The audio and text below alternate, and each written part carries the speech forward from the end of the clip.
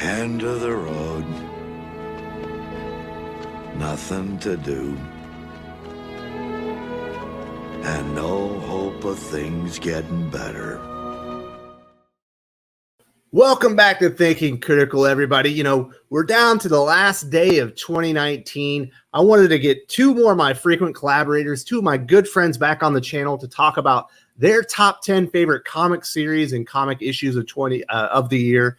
And first, we're going to do the top 10 comic issues with Perch, and then Ash is going to do his top 10 comic series in the next video. How you doing, Perch? I'm doing well. How are you? Oh, I'm doing excellent. How you doing, Ash?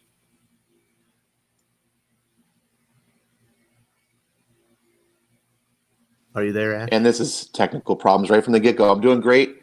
Had the mute button on like a total noob. Awesome to be here. Perfect. So let's start. Let's start with the top 10 comic issues of 2019. Perch, what's your number 10 comic? So I think the number 10 comic for me was Black Science number 43. So that was the conclusion of the Black Science run. It was something Rick Remender did. High concept science fiction, really good character study, really a pretty powerful issue. Wrapping up that series, not all ending up happy. You'll see in my list a bunch of endings that happened this year, and I think that one was delivered very well. So this is interesting. I actually haven't read Black Science. I am starting my Remender Bender, and it's on my list. I just got through Uncanny X-Force, and I'm reading Low right now, and that was actually the next series I was about to start. But I'm really excited about it. You know, Rick Remender is one of the best writers in the industry. Ash, did you read? You didn't read Black Science, did you?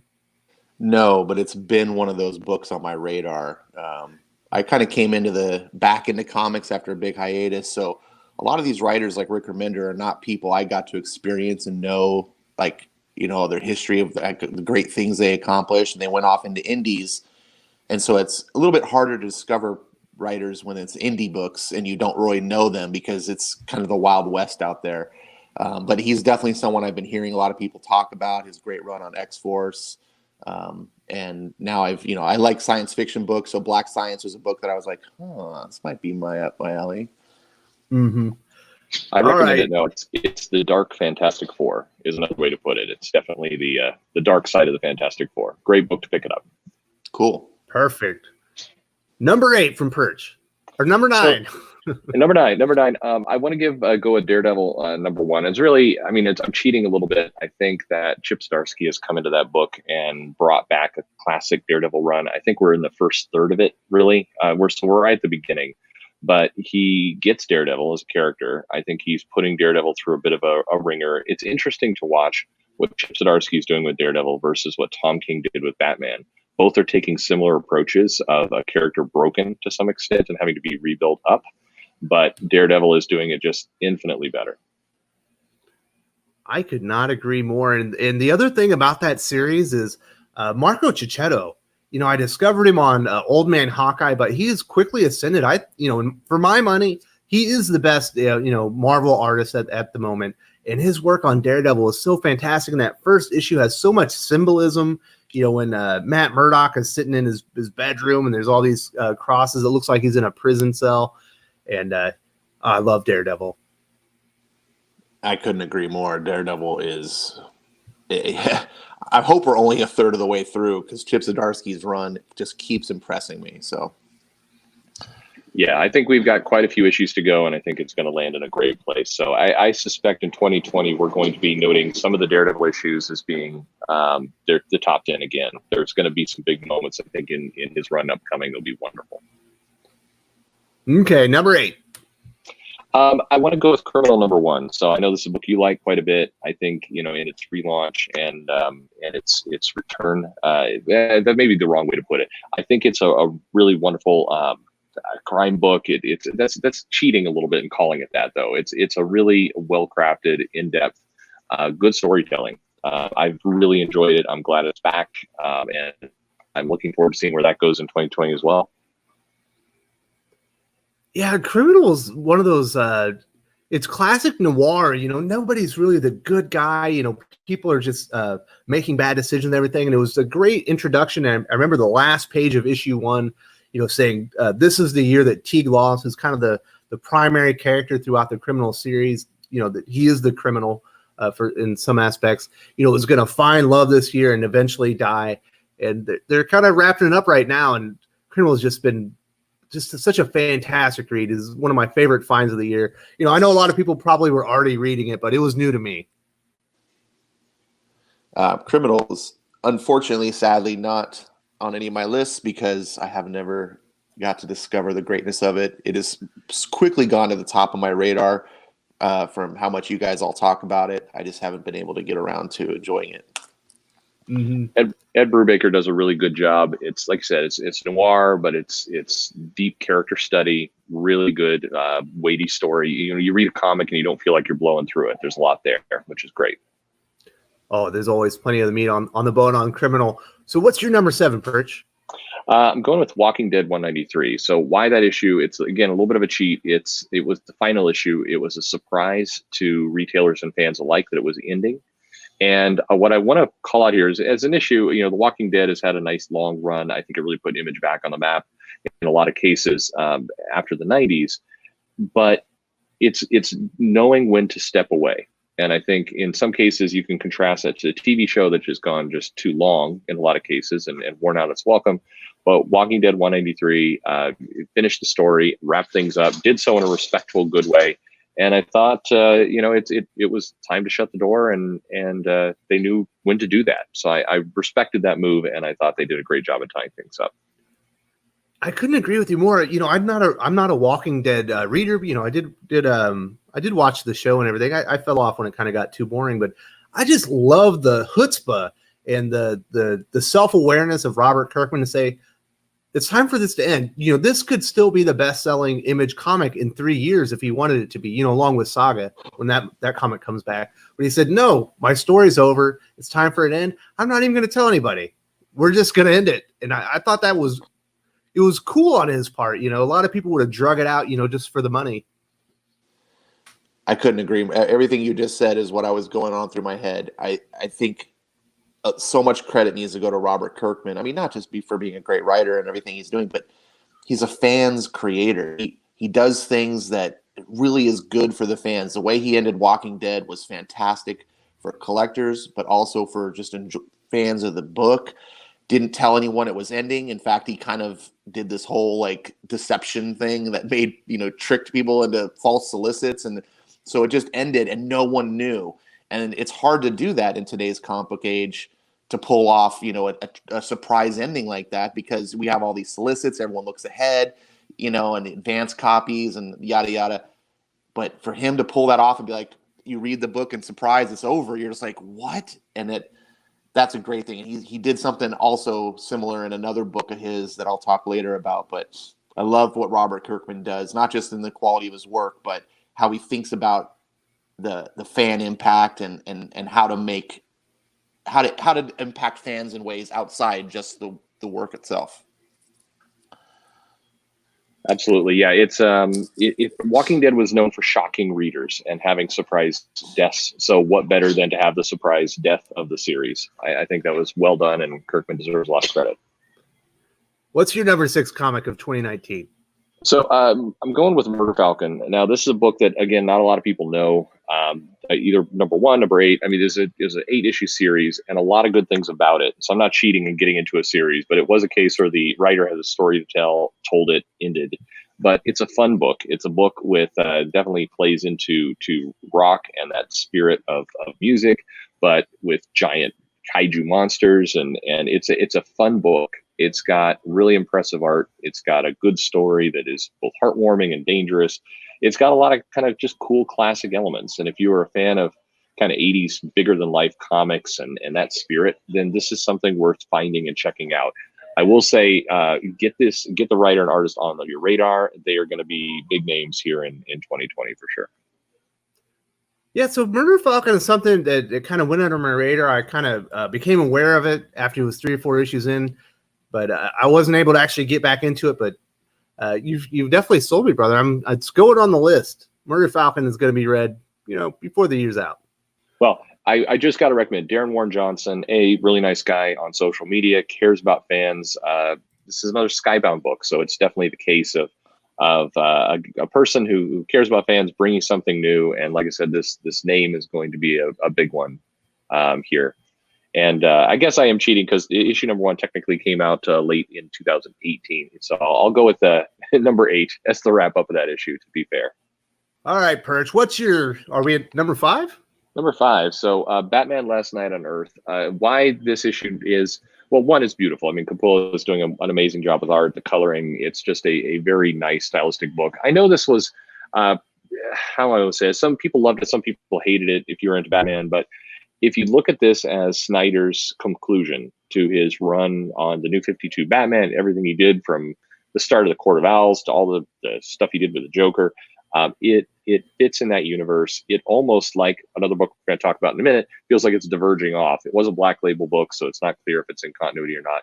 But Last Night on Earth 1, 2, and 3 told a complete story. It helped conclude a lot of things in his run that were undone, and was just the kind of quintessential Batman story, I would say, in a year that was troublesome for Batman. Yeah, I love that comic book. As far as I'm concerned, Batman Last Night on Earth number 1 is the best comic that DC Black Label has released so far. It's bordering on masterpiece. Just the art is phenomenal, and the story is so crazy. It's jarring for the reader. At first, it feels like Batman has gone insane, and then you realize he's kind of being put through a test, and the entire world has gone insane. I love that comic book. Absolutely agree. It's hard to follow up Wes because he says pretty much all the things I want to say. I'm not doing single comics on my list, but I will say that Batman Last Night on Earth issue number 1 was the best comic, in my opinion, that I read all year. Excellent. Yeah, no, it was a great series, again, by a creator who, once again, cares about the fans, does a lot of good fan service, but also brings new things. It was a nice, shocking issue. Wonderful beginning in some ways of Black Label. It was wonderful. All right, so what's your number 4 comic? So number 4, going with East of West number 45, and this is a case of, again, another concluding issue, another wrap up a series. Hickman's kind of Wild West sci-fi apocalypse story was very, very deep, very dense. Nick Dragotta, wonderful art, very, very touching ending. Just you feel the weight of that book as it comes to a conclusion. And this world that has been created, I would have really preferred to see go for another 100 issues. So it's bittersweet to me that it's ending, but absolutely a great comic, and in general, and a great final issue. Oh, that is a great final issue. Skip and I just talked about it on Outside the Bleed.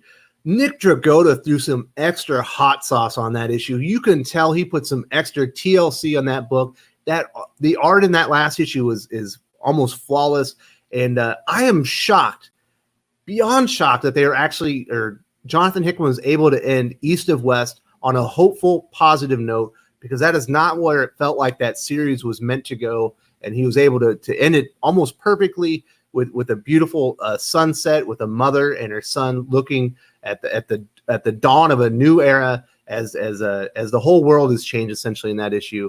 Loved it. I miss a boat. I did not know about Jonathan Hickman this year. I discovered him, and this is another one of those things that's on my radar. It's on my. I definitely want to try to get to read this. It's super high. I missed. Wow. Yeah. East of West has to be the book people go and check out. There's some really nice collected versions of that. It's just an amazing story. And if you read that, you see a lot of parallels to what Hickman has done with X-Men. It's an amazing title, really wonderful characters. And again, we've seen in 2019 so many comics end on a high note, which is not typical for comics. They either drag out or the ending is very poor. So East of West ending great. I cannot recommend that enough. All right, we're in the top 3 territory, Perch. What's number 3? Well, so for me, House of X number 4, and this is an issue as a longtime X-Men fan. I think it really brought you right back to Days of Future Past, the initial storyline. It was a lot of just perfect dialogue, perfect reading. It was the X-Men going up against odds that were impossible, succeeding and failing simultaneously, which is kind of the X-Men way. And it was a great issue, very jarring. Again, lots of death. Really opened the door for what was to come with X-Men, and for many, this was the issue that was on the number one issue on a lot of people's lists. But for me, it was just a great comic. Definitely leading off number 3, but number 4 was pretty flawless. This is my number 2 comic. We're going to get to. I'm going to recap my top 10 list, but this is my favorite House of X issue. It's got my favorite panel of all year. It's Wolverine, it's Nightcrawler, 2 great friends who have different perspectives and outlooks on life, saying goodbye to each other as they see the end is coming, and they know that they have to make a sacrifice to save everybody. Just a beautiful comic. Love the story. Absolutely agree. That panel is one of my favorite panels in history of comic books. I was floored when I came to that scene. I literally had to stop reading the comic and just pause on that page. I couldn't turn the page. I was bravo Hickman for even. I mean, there's so much to say about that series, but that panel alone seemed to make the whole series worth it. I love it. Yeah, Marte Gracia was the colorist and Pepe Larraz the artist. Definitely deserve a lot of kudos for that as well. They put their heart and soul in that book, and you can see it on that page. Absolutely. No, wonderful series, wonderful issue. One of my top books for sure. All right, what's your number 2? So it leads right in. So we're staying with the same series. So for me, it's House of X number 2. Now, why that issue? Definitely a very different tonally. It's not a word. A very different issue in terms of how the comic was presented. This was the issue where we learned that Moira has been living several lives. This was the issue that kind of tipped everything X-Men wise on its ear. And Hickman was promising kind of 3 big shocks during this series, the House of X Powers of 10 series. And this one was the biggest for me by far. There were things that came up, kind of the rebirth and resurrection of dead X-Men, the forming of Krakoa. But this one was one that, again, if you've read X-Men for as long as I have, and I go back to the 80s of X-Men, so long time. And this issue changed fundamentally the core of kind of the X-Men universe. It was cleverly done. It wasn't a cheat of some swap that often can happen of, here's something you didn't know, that'll retcon. Definitely it was changing the past, but one of Claremont's big regrets is that he had started a storyline with Moira that he never finished, that kind of went undone. Was this the direction he was going to go? I don't know, but the fact that Hickman was able to pull on that thread and turn it into something huge and set the stage for all these books, I think was just smart, clever, powerful, and the story was told very well. You know what's interesting? Marvel makes a lot of promises and does not follow up and fulfill them. But in one of the advertisements for House of X Powers of 10, it said the most important panel in X-Men history. And I'm shocked that, Jonathan Hickman actually delivered, because, House of X number 2 is the game changer. It's the issue that changed your idea of, or your understanding of what X-Men are at this moment and what they can be in the future. So it's definitely in near the top of mine as well. And just a near perfect comic for a completely different reason than House of X number 4. Taking up the caboose is very difficult when you guys are so eloquent about all the things you say. And I'm like, I wanted to say, the checklist. Yep, they said it all. It was a mind blow issue. That was the issue that actually got me into House of X, Powers of X. I read the first 2 books and I was like, why is everyone excited? This isn't. And then I hit that issue and it was like that, the literal head exploding type thing, image you can think of. That's one of the best issues of an X-Men book I've ever read. And exactly what I was thinking, the same thing about, I've been reading X-Men since the 80s as well. And it felt like the best possible way to continue what Claremont was doing. And the idea of making Moira what she was just seemed to fit in so perfectly, but it was something that no one could ever see coming. And it was so clever, so well executed. And it feels now so important to the X-Men legacy.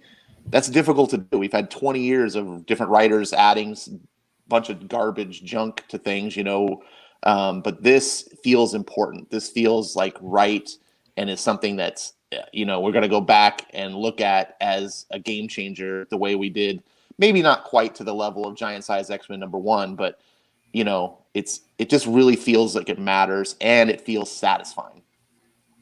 Yeah, I think one of the things, and you'll see it in the next book, the #1 on the list, is comic companies promise big things and do not deliver them. And what Wes just said, there's this constant unfulfillment of big moments. And so, my hat's off to Hickman and to Jordan White and to Marvel for actually delivering a moment for a change. This is something we rarely see, and I doubt we'll see again for a while as we move into the events of 2020, when comic companies say this is going to matter, and it actually matters. So I think that's a big deal, and we're celebrating. Absolutely. Well, I think it's a big deal that, I think X-Men's your favorite characters in comics. So what could actually beat House of X #4 and House of X #2 on your list? What is your #1 comic, Perch? So my #1 comic this year, and for a lot of different reasons, was Doomsday Clock 12.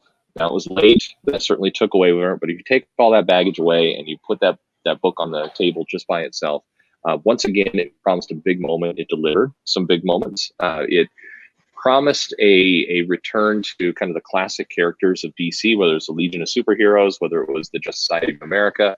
It delivered on that in a really great way. It showed why Geoff Johns is the guy in DC and why his writing style and his architecture is so good.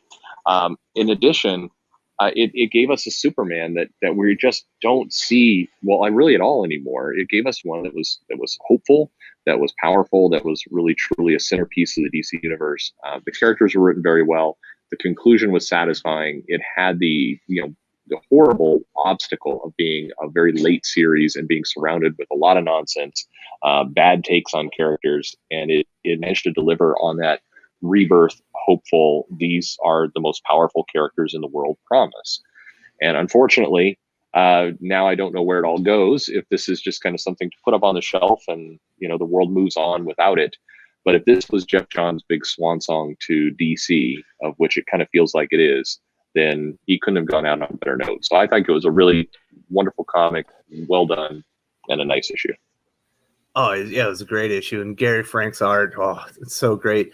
Just, the reverence that he plays that Geoff Johns pays to Superman in that issue is like, you can see that Superman is the center of the DC universe. And I agree with him. And I am beyond shocked that he was actually able to give Dr. Manhattan a redemption arc in the finale of Doomsday Clock. Just a brilliant series and an excellent comic book in my opinion.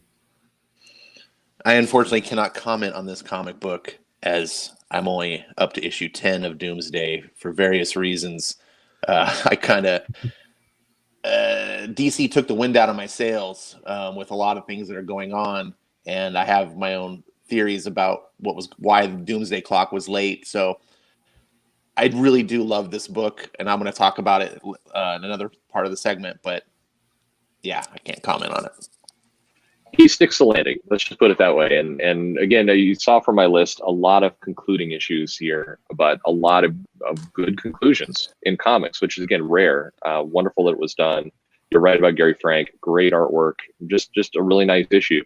It's both wonderful and also somewhat sad, because as you're reading through this issue, it really strikes you how much the DC universe has moved on from this vision and how far apart it is. So I'm hoping that between what Snyder has done and what Geoff Johns has done, we can get back to that side of the world, because that was the shining light of the DC universe this year. Well, That was an excellent list. I'm going to give mine real quick. We're not really going to talk about it. My top 10 was number 10, These Savage Shores, number 1. Number 9, Doomsday Clock, number 12. Number 8, Daredevil, number 5. Number 7 was Criminal, number 5. Number 6, Hawkman, number 12. Number 5, Spawn 300. Number 4, House of X, number 2. Number 3, Doomsday Clock, number 10. Number 2, House of X, number 4. And number 1, Man and Superman, number 1. All fantastic comics. So you guys are going to come back and we're going to talk about Ash's top tip comic series of 2019, right? Oh, yeah. That's right. Let's do it. If you enjoyed this video, please give it a like. I would appreciate it very much. It helps us attract more views for the channel. Subscribe for future commentary, comic book news, and reviews. And don't forget to ring the bell for notifications. If you want to talk comics, movies, and much, much more, you can follow me on Twitter at Wes_from_TC. With that, Salamat Po, and I'm out.